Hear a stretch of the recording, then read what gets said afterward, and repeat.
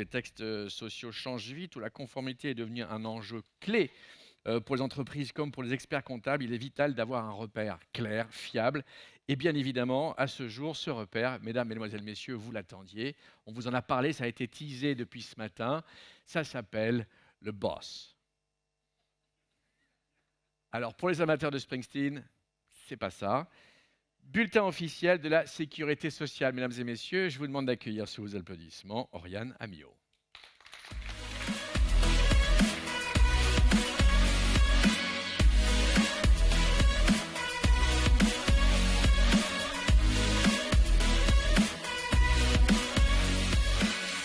C'est incroyable cet engouement pour Boss, c'est assez incroyable. Racontez-nous un petit peu qui vous êtes et donc parlez-nous de Boss, bien sûr.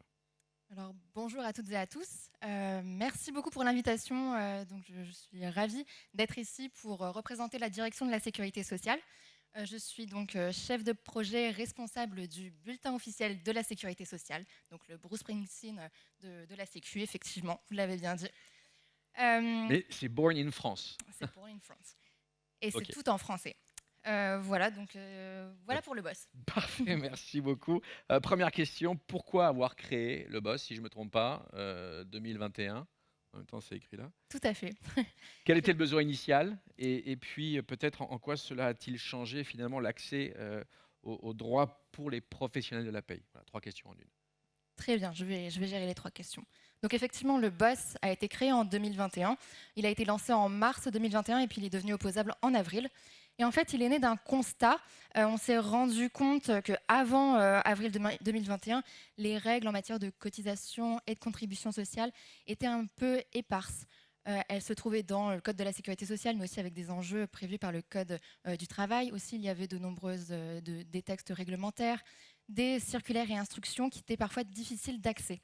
Et toute cette complexité pouvait aussi conduire à un risque en termes d'interprétation du droit. Donc c'est pour cela que le BOSS a été créé. C'est une solution à ce problème pour rassembler dans une base unique et opposable l'ensemble du droit en matière de cotisation et de contribution sociale. Donc le but, c'est bien d'avoir un site qui soit gratuit, accessible, public, et aussi qui explique dans un langage le plus clair, le plus pédagogique possible, les règles du droit en vigueur afin de permettre sa bonne application. Alors le Boss aujourd'hui, c'est quoi, si je puis dire? Ça s'adresse à qui et qu'est-ce qui fait sa singularité? Alors, le BOSS, c'est un peu le pendant social du bulletin officiel des finances publiques, le BOFIP que vous connaissez aussi toutes et tous. Et donc, c'est toujours un site public qui regroupe l'ensemble des commentaires de l'administration pour venir préciser aussi des dispositions qui sont prévues par la loi ou par la réglementation, mais pour certains dispositifs, on passait par des circulaires ou des instructions pour venir préciser des situations de droit. Aujourd'hui, il n'y a plus de circulaires ou d'instructions en matière de cotisation ou de contribution sociale. Tout est publié sur le BOSS et c'est bien le BOSS qui doit être mis en œuvre. Le BOSS, ce n'est pas une compilation de textes réglementaires. Le BOSS n'est pas un site d'information. Non, non, c'est le droit. C'est le droit qui est structuré pour permettre une articulation de l'ensemble des dispositions sur une même thématique, donc sur les avantages en nature, les remboursements de frais professionnels. On va sur le BOSS, on ouvre la rubrique et on a l'ensemble des règles qui sont toutes expliquées et articulées autour de ce dispositif.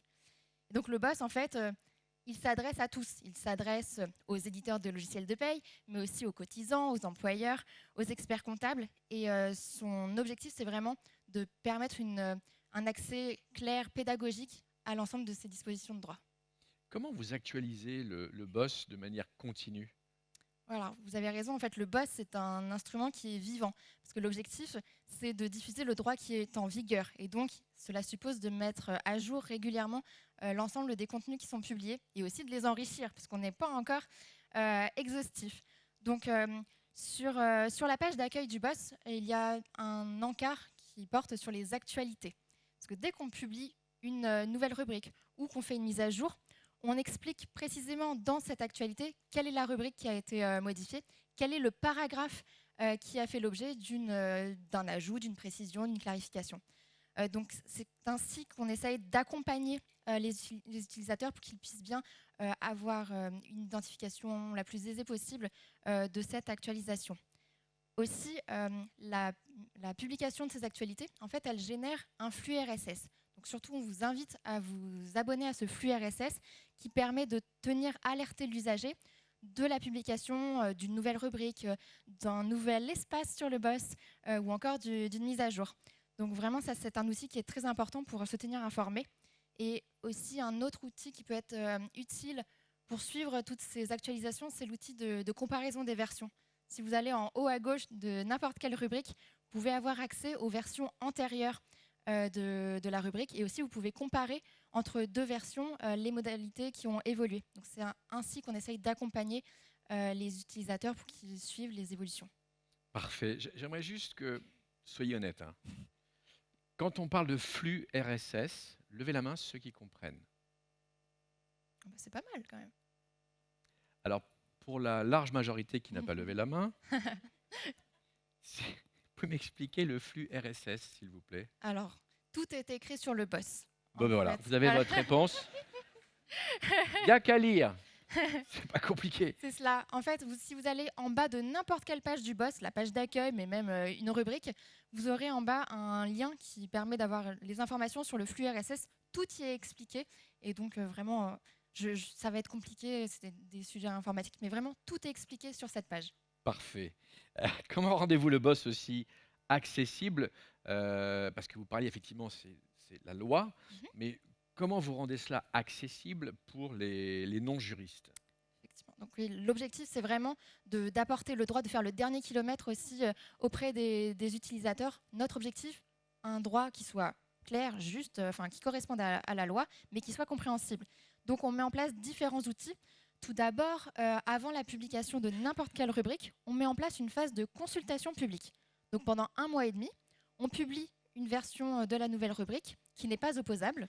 Il y a une adresse mail qui est indiquée dans un cartouche en haut de la rubrique pour que n'importe quel utilisateur puisse nous faire part d'une demande d'ajout d'exemples, de clarification. Par exemple, au tout début du boss, on avait souvent des questions sur l'usage des verbes devoir et pouvoir qui n'étaient pas toujours très précises. Et aujourd'hui, vraiment, on fait attention, on essaye d'être le plus clair possible. Mais donc, on continue à mettre en place cette transparence, cet échange avec les utilisateurs pour s'assurer que le droit ensuite soit bien compréhensible et que la version opposable issue de la consultation puisse bien être mise en œuvre. Et aussi, donc, notre objectif, c'est d'avoir un langage le plus simple possible, d'utiliser des exemples aussi pour illustrer et permettre de mettre concrètement en œuvre le droit qui est expliqué dans un contenu qui précède l'exemple. Chacun peut-il poser des questions au boss? Absolument, c'est une très bonne question. Merci. En même Et temps, oui, tout à fait. N'importe qui peut poser une question. Donc, l'adresse dont je viens de parler, boss@santé.gouv.fr, est mentionnée lors des phases de consultation, mais elle est active toute l'année.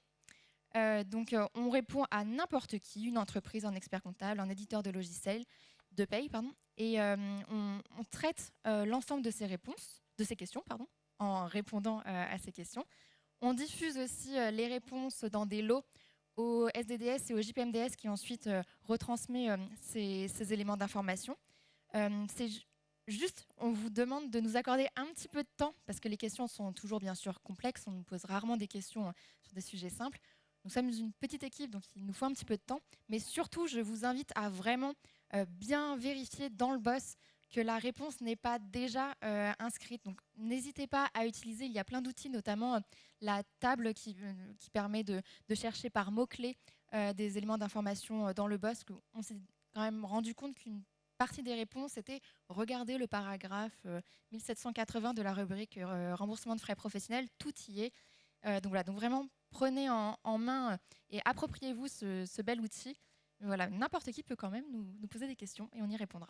Ah ben, c'est génial. Quelles sont les nouveautés concrètes, Oriane, aujourd'hui, que vous avez récemment mises en place au boss? Alors, sur le boss, on a mis en place 2 nouveautés toutes fraîches. La première, c'était en avril, on a mis en place un nouvel espace qui est l'espace dédié aux rescrits sociaux de portée générale. Donc les rescrits, ce sont des questions que peut poser une entreprise, par exemple, à son URSSAF régional pour poser une question très particulière sur sa situation. C'est une question individuelle.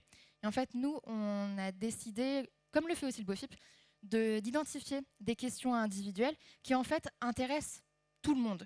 Donc on généralise la question, on anonymise bien sûr les éléments qui sont apportés et on publie ces éléments dans ce nouvel espace dédié au rescrit.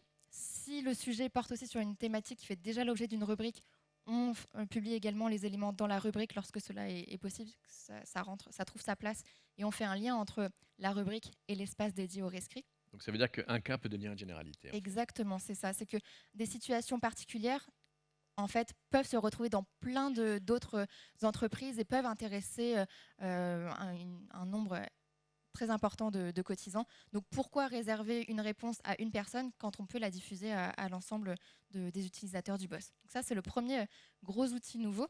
Et la semaine dernière, vous avez peut-être vu, si vous êtes inscrit au flux RSS du BOSS, il y a eu une nouveauté qui est la création d'une table des paramètres.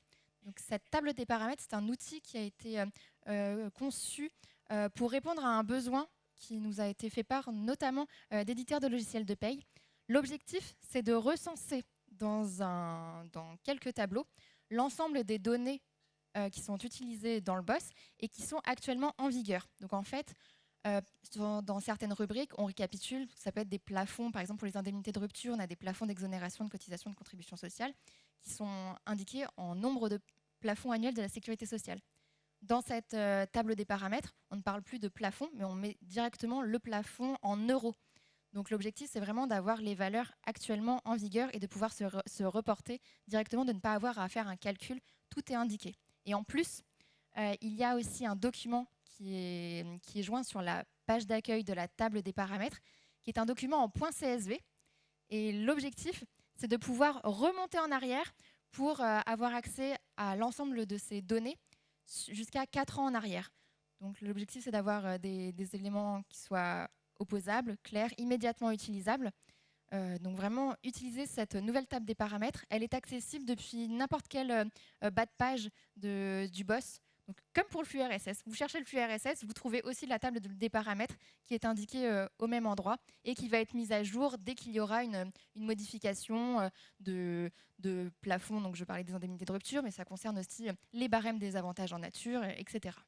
Simple et efficace. On essaye. C'est génial. Allez, quelques conseils simples donneriez-vous pour intégrer la veille réglementaire paye dans son quotidien? Alors, mon premier conseil, c'est vraiment mettez le BOSS dans vos favoris sur votre navigateur. Le flux RSS, mesdames et messieurs. Et Le flux RSS. Voilà. Le deuxième, c'est le flux RSS, vous avez bien compris. Et d'ailleurs, avec la création de l'espace dédié au rescrit, il y a maintenant plusieurs flux RSS. Donc, il y a soit un flux RSS sur les mises à jour du BOSS, soit un flux RSS sur l'espace rescrit, soit un troisième flux RSS qui permet d'avoir accès à l'ensemble des mises à jour. Je vous conseille plutôt le troisième, mais vous faites comme vous voulez, vous avez le choix. C'est plus un flux, c'est un flow.